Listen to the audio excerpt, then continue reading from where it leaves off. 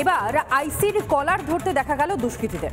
অস্ত্র নিয়ে দাপাদাপি করছিল দুষ্কৃতীরা এবং সেই সময় পুলিশ ঘটনাস্থলে পৌঁছে তাদেরকে আটকানোর চেষ্টা করলে কার্যত মারমুখী হয়ে ওঠে এই দুষ্কৃতীরা। এই রাজ্যে কতটা অরাজকতা চলছে পরপর এই ছবিগুলো যখন সামনে আসছে তা দেখে একেবারে স্পষ্ট। আর অন্যদিকে সাধারণ মানুষ যাদের উপর ভরসা রাখছেন সেই ব্যক্তিরাই অর্থাৎ সেই পুলিশ আধিকারিকরাই যখন আক্রান্ত হচ্ছেন তখন মানুষের ভরসাটা কোথায় যাচ্ছে? সাধারণ মানুষের তারা প্রশ্ন তুলছেন যে রাজ্যে তাহলে সাধারণ মানুষের পাশাপাশি পুলিশ তারাও সুরক্ষিত নন। বাংলার পুলিশের একই অবস্থা। একজন আইসির কলারে হাত দেওয়ার মতো সাহস হয় কি করে দুষ্কৃতীর? বীরভূমের সিউড়িতে দুষ্কৃতী ধরতে গিয়ে পুলিশের একই অবস্থা হলো, দেখুন একবার। এমনকি সিউড়ি থানার আইসি সঞ্চয়ন ব্যানার্জির কলার ধরে টানতেও হাত কাঁপল না দুষ্কৃতীর। একটি জমির মালিকানাকে ঘিরে সিউড়ির মিনি স্টিল পাড়ায় তৃণমূলের দুই গোষ্ঠীর দীর্ঘদিনের বিবাদ।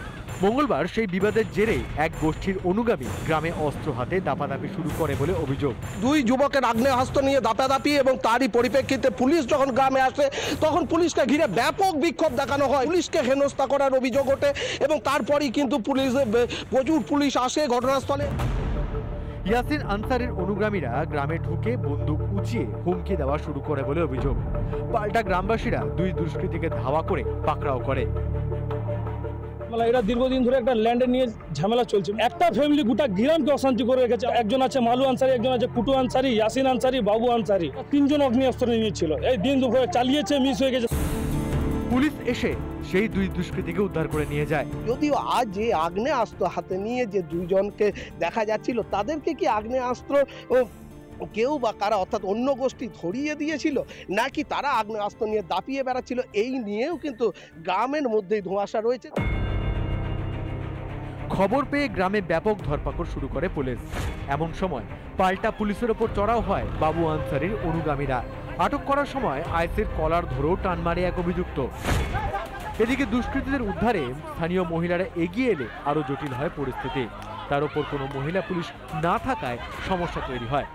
আইসিকে দেখা যায় মহিলাদের ওপর লাঠিচার্জ করতে।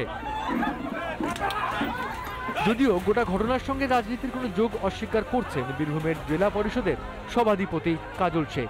এটা আমরা খোঁজ নিয়ে দেখেছি, এটা একটা পারিবারিক ঝামেলা।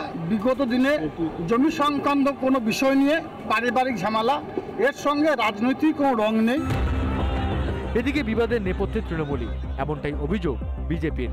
স্বাভাবিকভাবে আজকে তৃণমূল কংগ্রেসের জাবানা এই পুলিশের উর্দিতে হাত দিচ্ছে।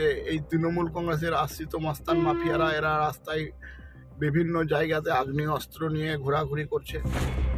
সিউড়ির ঘটনা ফের প্রশ্নের মুখে দাঁড় করিয়েছে রাজ্যের পুলিশকে।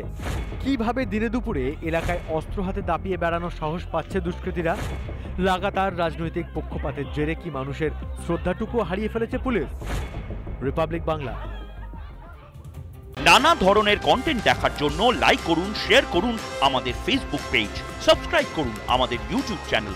পাশাপাশি অন্যান্য ব্রেকিং নিউজের জন্য অবশ্যই চোখ রাখুন রিপাবলিক বাংলায়।